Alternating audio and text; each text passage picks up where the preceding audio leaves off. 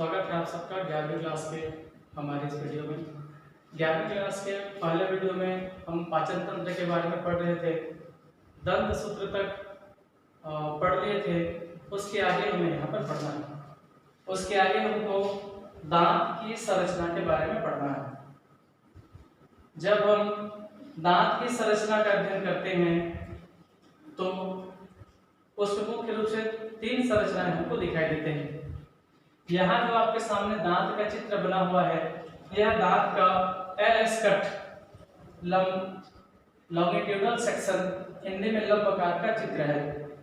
जब इस संरचना का अध्ययन करते हैं तो दांत के 3 भाग होते हैं।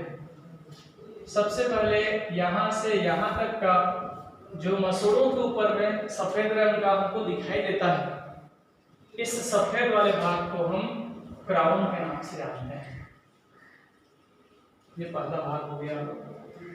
दांत का वह हिस्सा जो मसूड़ों के अंदर में धंसा रहता है, ये वाला हिस्सा मसूड़ों के अंदर में धंसा रहता है, जो हमको दिखाई नहीं देता है, इस भाग को हम रूट के नाम से जानते हैं।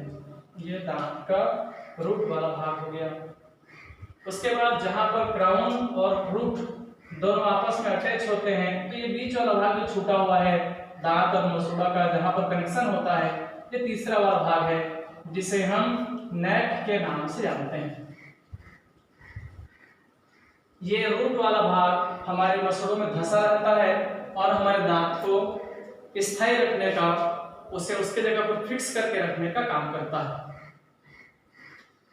इधर जो चित्र आपको दिखाई दे रहा है, ये गम जिसको हम बोलते हैं मसूड़े, ये मसूड़े ऊपर वाले जबड़े में भी पाया जाता है, नीचे जबड़े में भी पाया जाता है, जो हमारे मुंह में पाए जाने वाले सभी दांतों को उनके जगह पर स्थायी या फिक्स करके रखने का काम करता है। जब दांत के इंटरनल स्ट्रक्चर की संरचना का अध्ययन करते हैं तो दांत के ठीक बीच वाले भाग में, चाहे वो कोई भी प्रकार का दांत हो, दांत के बीच वाले भाग में यहाँ एक कैविटी पाया जाता है। ये कैविटी हमको लंबकाट में इस तरीके से दिखाई देता है।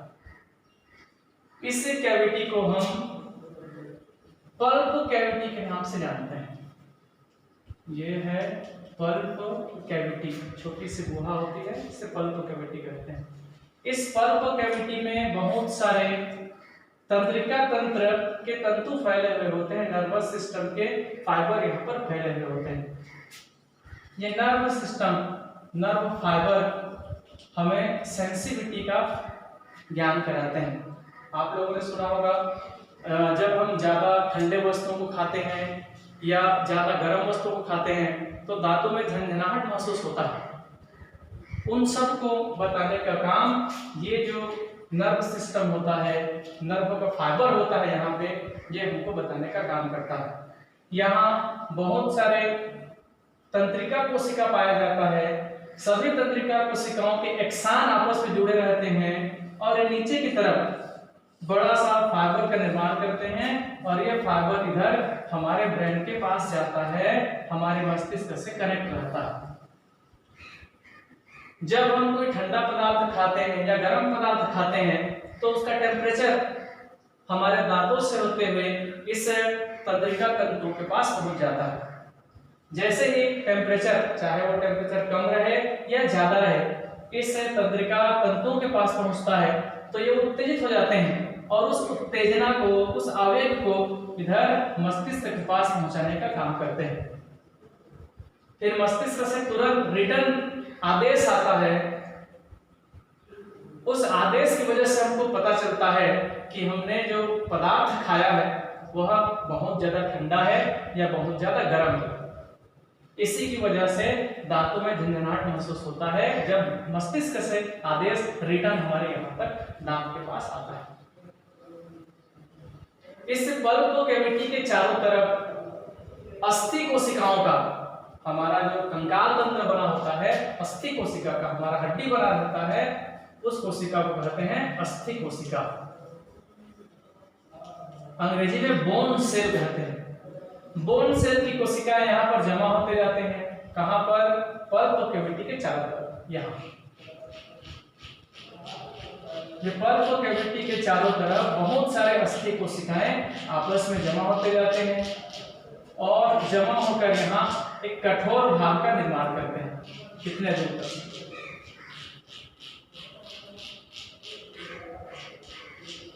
यहाँ तक। ये क्राउन वाले भाग में पाया जाता है। अस्थि कोशिकाओं का परत पल्प कैविटी के सब तरफ को आपस में घेर कर रखने का काम करता है।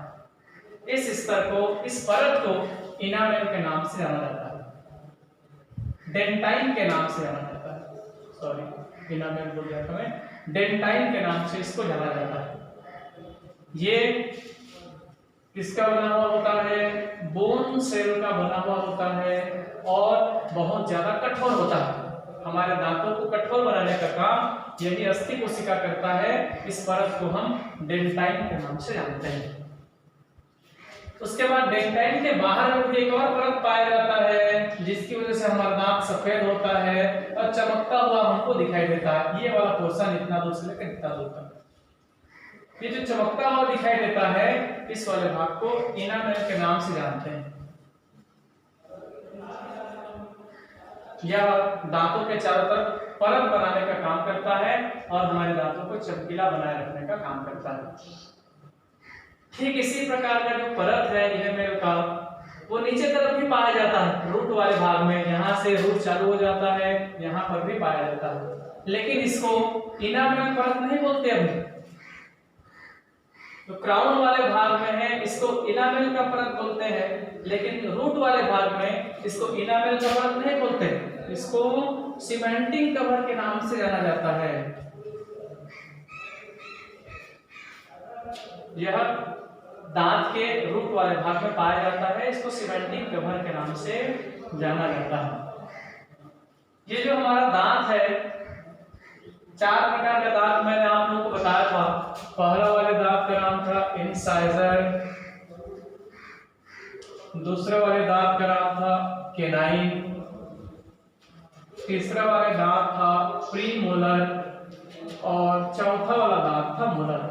ये 4 प्रकार के दांत हमारे मुंह में पाए जाते हैं। तो चाहे वो इंसाइजर हो, चाहे केनाइन हो, चाहे प्रीमोलर हो, चाहे मोलर हो, सभी दांतों की संरचना इसी प्रकार का होता है। सब के सब enamel, dentine, pulp cavity, nerve fibre, cementing cover, इन सभी चीजों से बने हुए होते हैं। तो अंतर क्या होता है? ये इंसाइजर और केनाइन दोनों सेम टू सेम होते हैं, इनमें किसी प्रकार का अंतर नहीं होता संरचना की दृष्टि से। दोनों प्रकार के दांत संरचना की दृष्टि से सेम टू सेम होते हैं, लेकिन प्रीमोलर और मोलर में थोड़ा अंतर होता है। ये जो चित्र हम लोगों ने बनाया है, इसको हम इंसाइजर या केनाइन का दांत का चित्र समझ सकते हैं। प्रीमोलर में जाएंगे तो जो रूट होता है, ये रूट ये 2 हो जाता है। कितना रूट हो जाएगा? 2 रूट हो जाता है। और मोलर में देखेंगे तो रूट की संख्या 3 हो जाता है। बस यही डिफरेंस है हमारे दांतों में। इंसाइजर और केनाइन में रूट की संख्या 1, प्रीमोलर में रूट की संख्या 2 और मोलर में रूट की संख्या 3। तो इस तरीके से हमारे दांत का संरचना होता है। दांत की संरचना के बाद आगे हमारे मुंह में एक और संरचना पाया जाता है जिसे हम टंग या फिर जीभ के नाम से जानते हैं। यह हमें स्वाद के बारे में बताने का काम करता है, इसी कारण से इसे स्वादेंद्रिय के नाम से जाना जाता है। स्वाद को बताने वाला इंद्रिय के नाम से भी इसको जाना जाता है, जिसे हम अपने लोकल भाषा में जीभ कहते हैं, जिह्वा कहते हैं, टंग कहते हैं। यह जीभ पूरी तरीके से मांस का बना हुआ होता है। किसका बना हुआ होता है? मांस का बना हुआ होता है, जिसके 2 सिरे होते हैं। पहला वाला सिरा इधर ये आधार वाला भाग होता है या बेसल पार्ट्स होता है, इसको आधार वाला सिरा लिख देता हूं मैं, बेसल पार्ट्स, और इधर वाला भाग अग्र सिरा। ऐसे 2 भाग से जीभ हमारे मुंह के अंदर में पाया जाता है। ये जो आधार वाला सिरा होता है, जीभ के नीचे में एक हड्डी होती है हाइलाइट बोन, उससे अटैच रहता है, उससे जुड़ा रहता है। और ये आगे वाला सिरा अग्र सिरा फ्री होता है, जिसे हम अपने मुंह से बाहर भी निकाल सकते हैं। इस सभी जीव में ऐच्छिक पेशियां पाए जाते हैं जो हमारी इच्छा के अनुसार काम करते हैं। हम जैसा चाहते हैं वैसा हमारा जीव काम करता है। जीव के किनारे वाले भाग में यहां दिखाई दे रहा होगा 1 2 3 4। जीव के आधार वाले भाग में या आपको गोलाकार या फिर रिंग के आकार के स्ट्रक्चर दिखाई दे रहे होंगे, इन्हें टॉन्सिल कहा जाता है। टॉन्सिल या टॉन्सिल।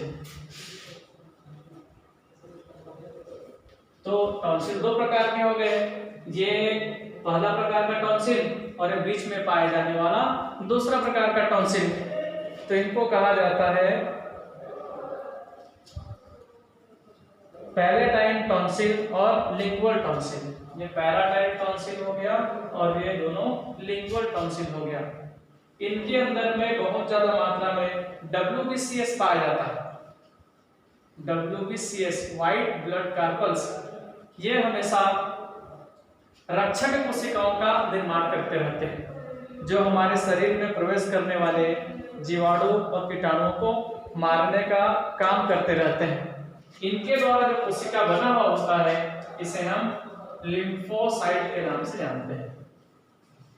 ये लिम्फोसाइट यहाँ से बनते रहते हैं और मुख के मार्ग से, मुंह के रास्ते से जो रोगाणु प्रवेश करते हैं उनको ये मारने का काम करते हैं। ये हमारा पूरा का पूरा जीव, इसमें स्वाद को ग्रहण करने के लिए 4 प्रकार के छोटे छोटे उभार पाए जाते हैं। जीव में उभार होते हैं जो स्वाद को हमें बताने का काम करते हैं। ये उभार 4 प्रकार के हो सकते हैं। सबसे पहला, ये जो किनारे किनारे में लास्ट में छोटे छोटे डॉट डॉट हमको दिखाई देते हैं, इन छोटे छोटे डॉट को हम फंगिफॉर्म पैपिली के नाम से जानते हैं। ये जो लास्ट में बाउंड्री तरफ छोटे छोटे डॉट होंगे उनको फंगिफॉर्म पैपिली कहते हैं।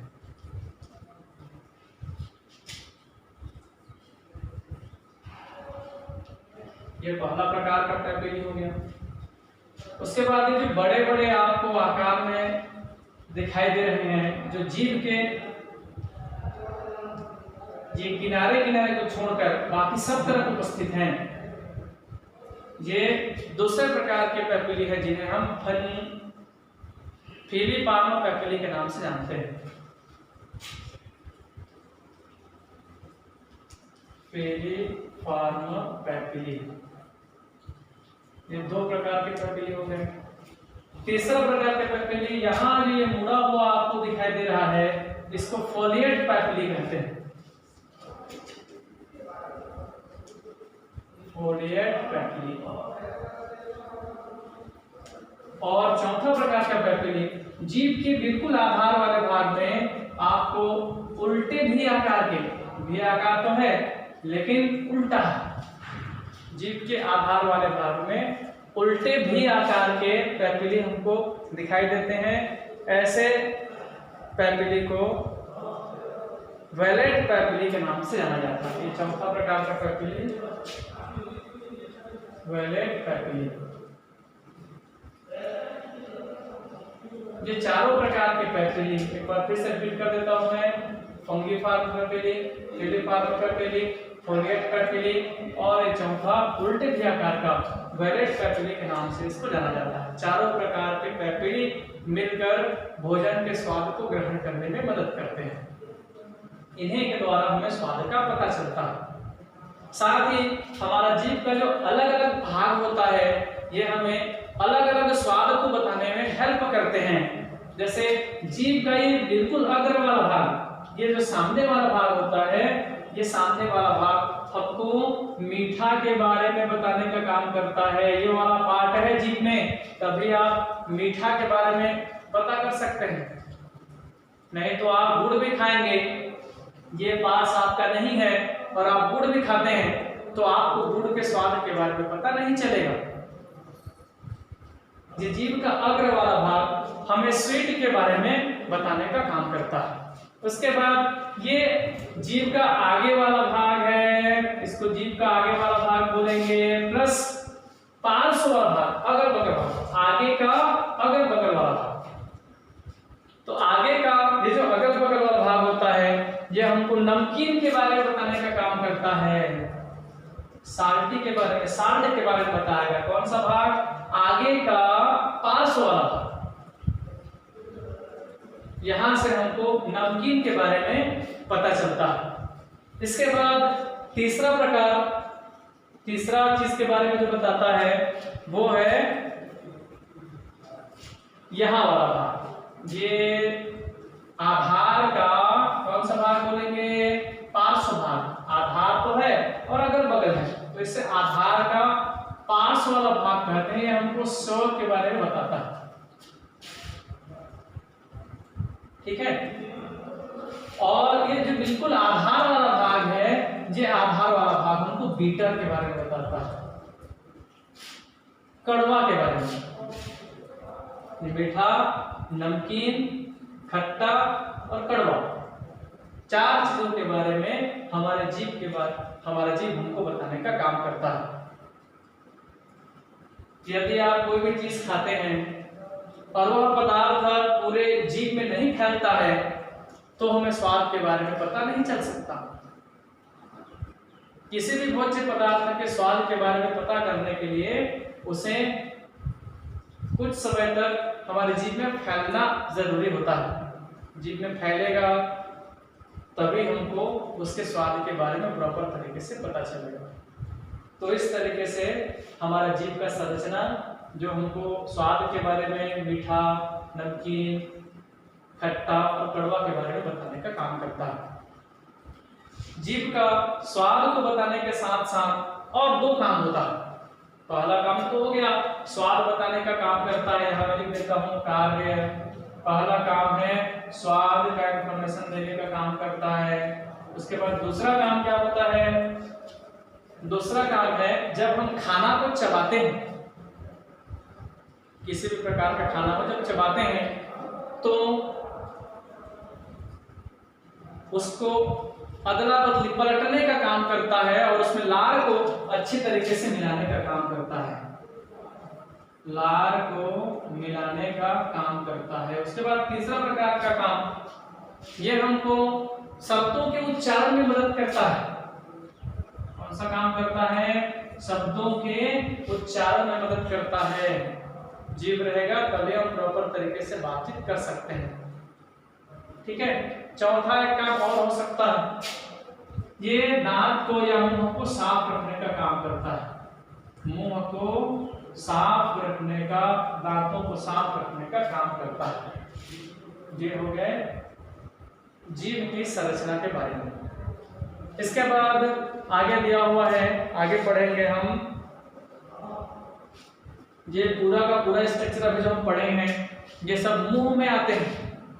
तो पहले पार्ट में हम पढ़े हैं पाचन तंत्र का पहला भाग था मुंह। उसके बाद दूसरा भाग पढ़ने वाले हैं ग्रसनी के बारे में, फेरिंग्स के बारे में। इसको मैं मिटा देता हूं। समझ में नहीं आया होगा कोई सा भाग, कोई सा चीज, तो आप कमेंट करके पूछ सकते हैं। आपके कंफ्यूजन को दूर कर दिया जाएगा।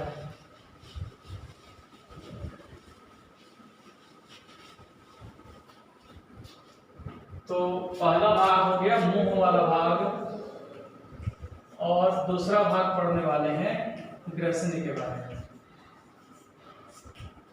तो मैं एक बार एक चित्र बना लेता हूं, उसके बाद हम पढ़ेंगे सबको।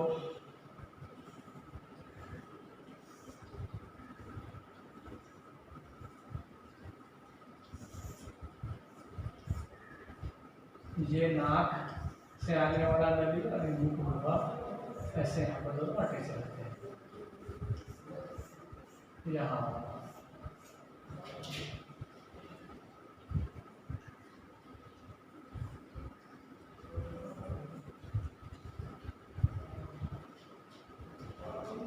तो ये हो गया मुंह वाला भाग खत्म हो गया। दूसरा है ग्रसनी वाला भाग, फेरिंग्स वाला भाग। ये मुख का पीछे वाला भाग एक छोटी सी नली में खुलता है। इस छोटी सी नली को हम फेरिंग्स के नाम से जानते हैं। ये फेरिंग्स कहलाता है। फेरिंग्स के 3 भाग होते हैं। कितने भाग होते हैं? 3 भाग होते हैं। पहले वाले भाग को कहा जाता है नेजोफेरिंग्स, दूसरे वाले भाग को कहते हैं ओरोफेरिंग्स, और तीसरे वाले भाग को कहा जाता है लैरिंगोफेरिंग्स।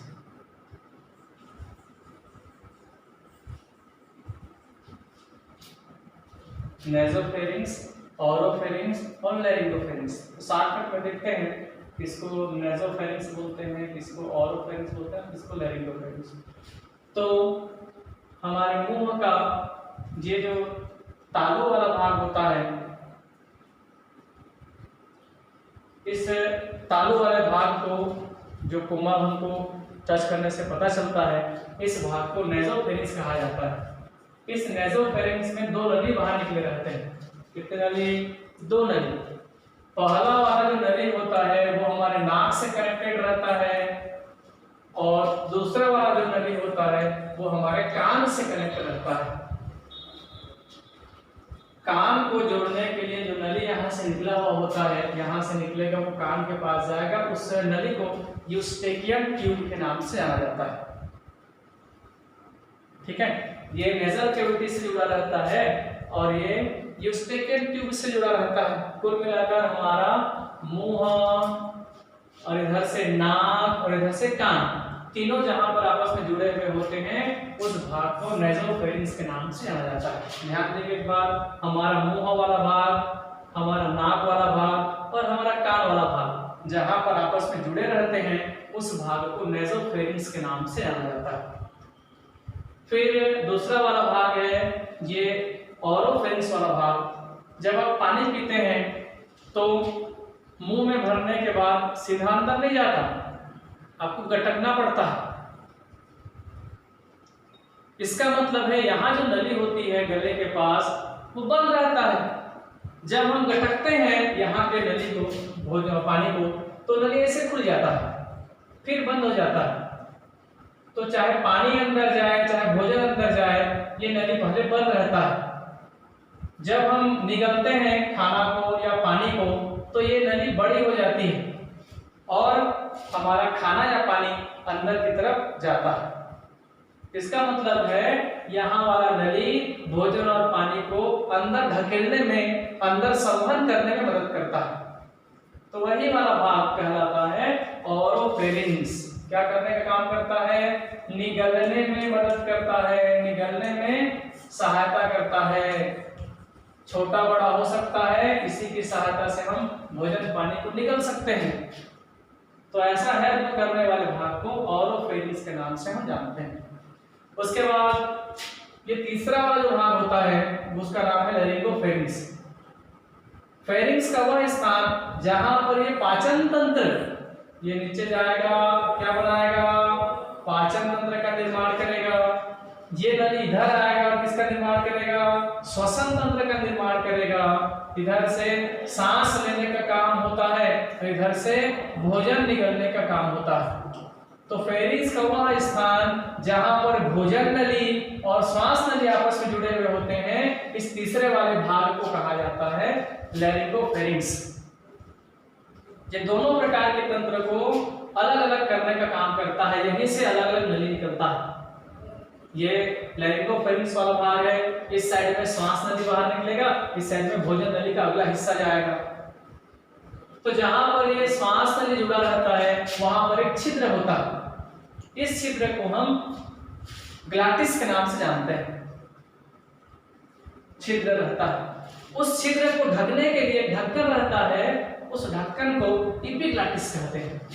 छेद को क्या बोलते हैं? छेद को ग्लाटिस के नाम से जाना जाता है। उसमें ढक्कन लगा रहता है, उस ढक्कन को कहा जाता है इपिग्लाटिस। यही ढक्कन खुलता है और बंद होता है तो हम सांस ले सकते हैं। जब हम खाना निगलते हैं या फिर पानी निगलते हैं तो ये ढक्कन ऐसे बंद हो जाता है, जिसकी वजह से हमारे द्वारा अंदर लिया गया खाना या पानी श्वसन वाले नली में नहीं जाता, बल्कि इधर से होते हुए भोजन नली की तरफ प्रवेश करता है।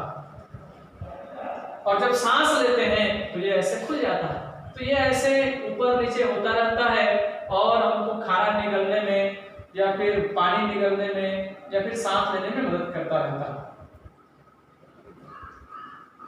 कभी कभी आपने सुना होगा कि खाना खाते समय हमें बात नहीं करना चाहिए, हमारे बड़े हमें बताते रहते हैं। तो उसका वैज्ञानिक कारण है, यहाँ देख लीजिए क्या वैज्ञानिक कारण है। इधर से खाना आ रहा है और आप बात कर रहे हैं। बात कब होती है? जब हमारे फेफड़े की वायु इधर से बाहर निकलती है, और फेफड़े की वायु बाहर निकलेगी तो यहाँ का ढक्कन खुल जाएगा। खाना खाते खाते आप बात करोगे तो ढक्कन खुल जाएगा और पानी का कण या फिर भोजन का कण आपके श्वास नली की तरफ आ जाएगा और आपको ठसका लगेगा, आपका खाना रुक जाएगा, जोर से खाना बाहर निकल जाएगा, उसको कहते हैं ठसका लगना। इसीलिए कहा जाता है कि भोजन करते समय हमें बात नहीं करना चाहिए।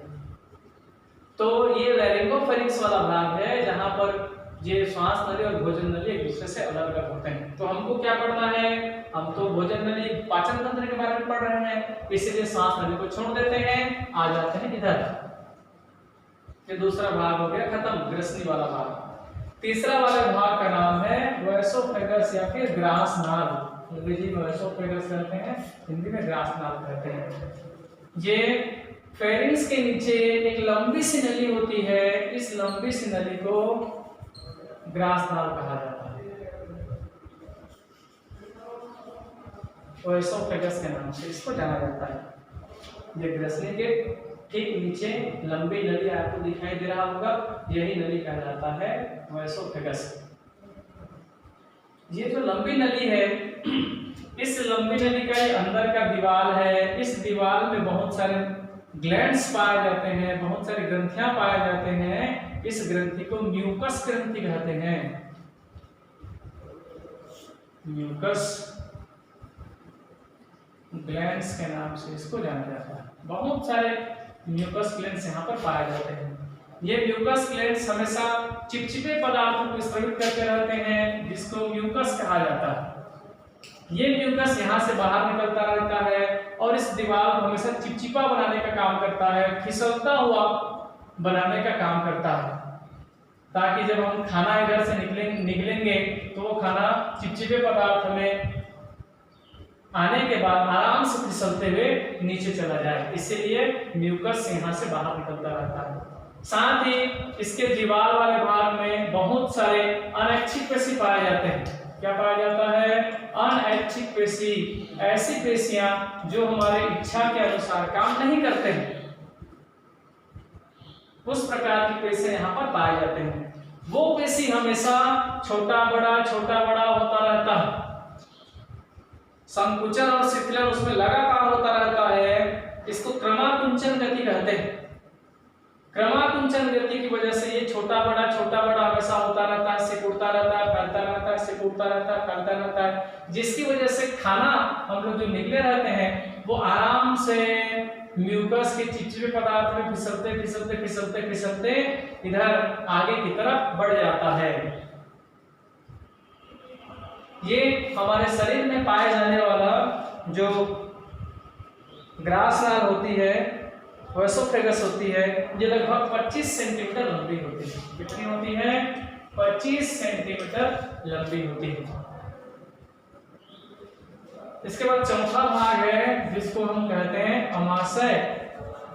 क्या नाम है चौथे भाग का? अमाशय, चौथे भाग का नाम। ये वैसोफेगस का नीचे वाला भाग एक बड़ी सी संरचना में जाकर खुलता है, जो अंग्रेजी के जे आकार का दिखाई देता है। ये अंग्रेजी के जे आकार का दिखाई देता है। इस अंग्रेजी के जे आकार में दिखाई देने वाले स्ट्रक्चर को हम स्टोमच या फिर अमाशय के नाम से जानते हैं। इस अमाशय के भी 3 भाग होते हैं। सबसे पहले ये स्टार्टिंग वाला पॉइंट, सेकेंड नंबर में ये बीच वाला पॉइंट और थर्ड नंबर में ये लास्ट वाला पॉइंट। 3 भाग इसके होते हैं संरचना की दृष्टि से। सबसे पहले जो ऊपर वाला भाग होता है, इस ऊपर वाले भाग को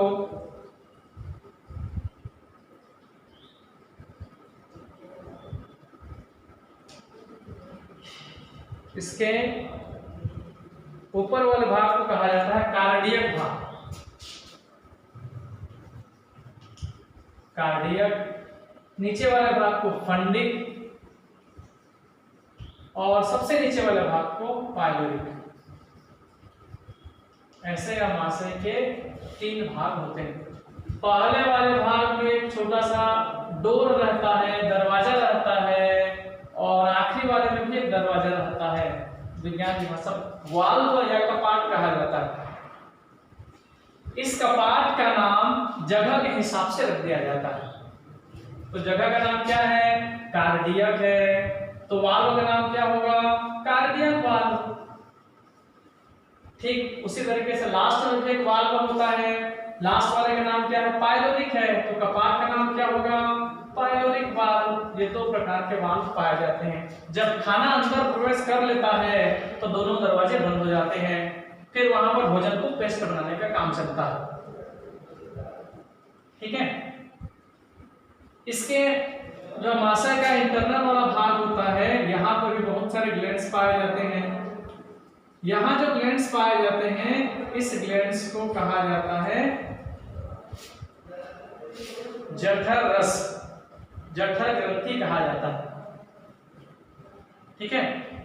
यहाँ जो ग्रंथि पाया जाता है, इस ग्रंथि को हिंदी में जठर ग्रंथि के नाम से जाना जाता है। यहाँ से जो लिक्विड बाहर निकलता है, उस लिक्विड को जठर रस के नाम से जाना जाता है, जिसमें HCl और बहुत सारे एंजाइम पाए जाते हैं जो भोजन को पचाने का काम करते हैं। इसको पाचन ग्रंथि वाले भाग में डिटेल से पढ़ेंगे। अब ये आमाशय का ये नीचे वाला भाग होता है, वो पतली नली का निर्माण करता है। किसका निर्माण करता है? पतली नली का निर्माण करता है। उस पतली नली को हम छोटी आंत कहते हैं। क्या कहते हैं? छोटी आंत के नाम से जानते हैं। ये जो नली आगे जा रही है, ये छोटी आंत कहलाती है।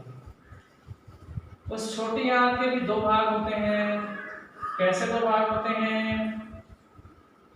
ये छोटी आंत के ये वाला भाग अंग्रेजी के यू आकार का संरचना बनाया है और मुड़ा हुआ नहीं है।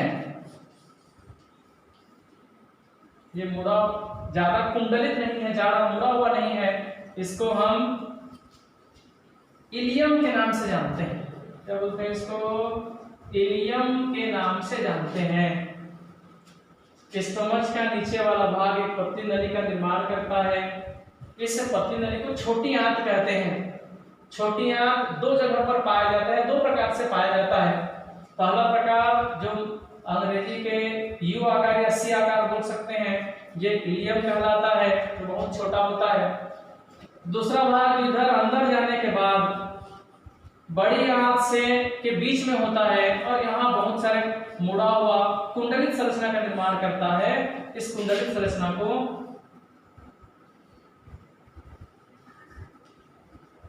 ड्यूडिनम कहते हैं। क्या कहते हैं?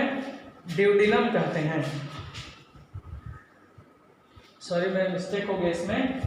ये वाला जो भाग है ये कहलाता है ड्यूडिनम और ये कहलाता है इलियम। हिंदी में इसको ग्रहणी कहा जाता है, इसको क्षुद्रांत कहा जाता है। ठीक है, थोड़ा मिस्टेक हो गया था, इसको देख लेंगे। ये वाला भाग ड्यूडिनम और ये वाला भाग इलियम कहलाता है। भोजन का अवशोषण ये ड्यूडिनम वाले भाग में ही होता है।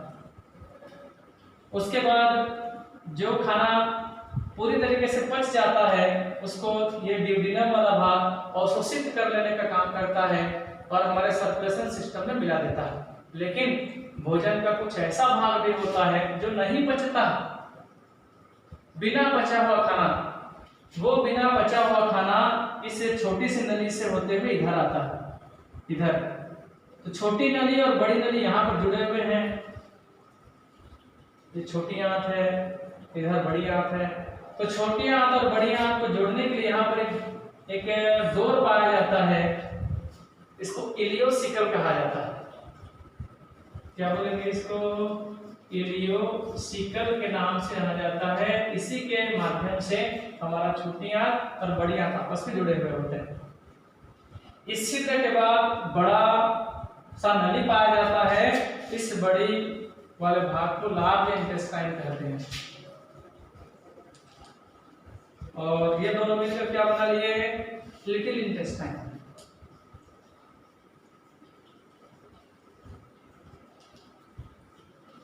फिर जो खाना यहाँ आया रहता है, बिना पचा वाला खाना, उसको सड़ाने के लिए कुछ जीवाणु पाए जाते हैं, तो किण्वन का क्रिया करते हैं और उसे पूरी तरीके से सड़ाने का काम करते हैं।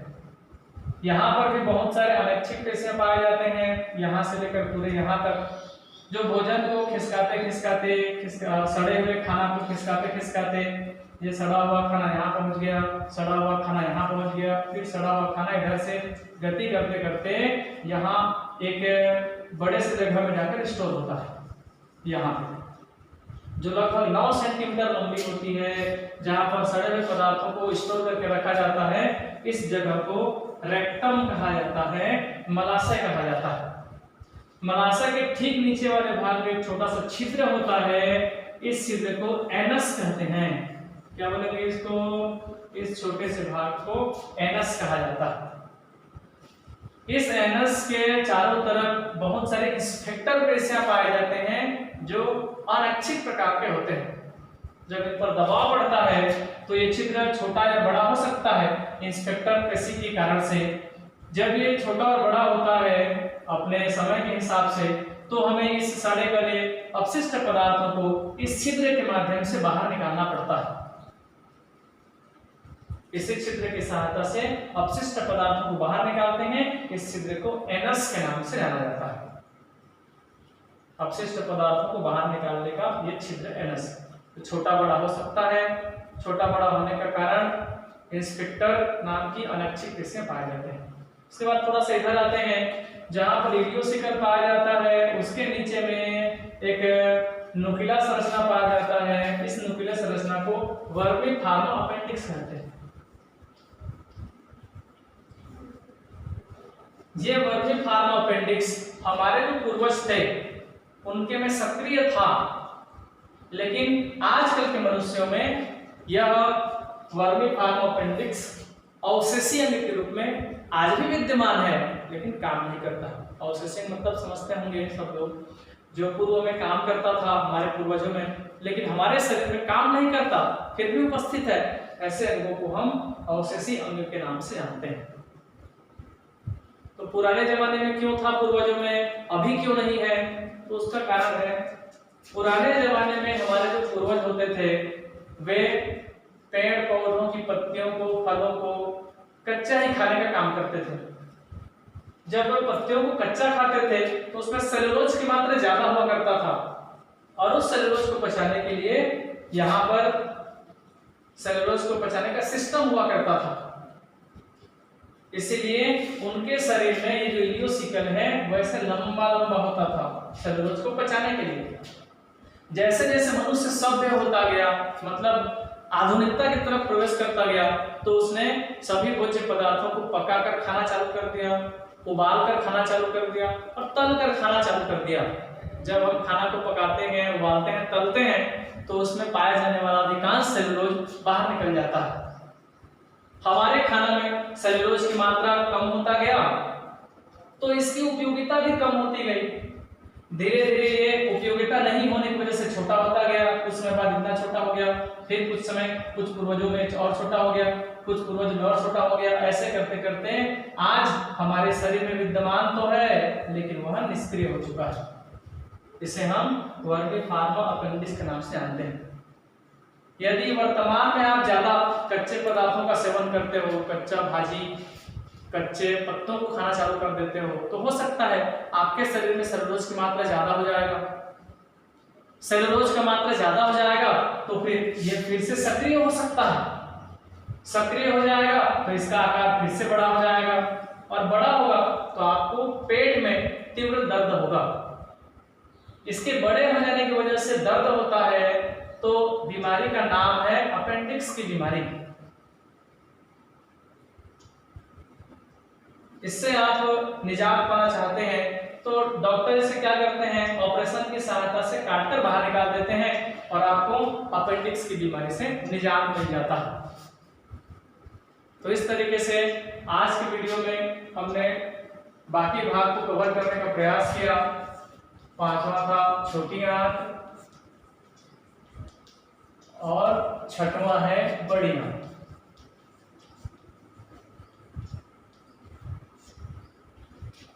जो भी समझ में आया होगा ठीक है, और नहीं आया होगा तो कमेंट कर सकते हैं और अपना कंफ्यूजन दूर कर सकते हैं। अगले वीडियो में पढ़ेंगे पाचन तंत्र के दूसरे भाग, पाचक ग्रंथियों के बारे में। अभी हमने एक भाग पढ़ा है आहार नाल के बारे में, ये आहार नाल के भाग हैं, ग्रंथियों के बारे में अभी नहीं पढ़ा है। इसके लिए मैं अगला वीडियो बनाऊंगा। तब तक के लिए गुड बाय।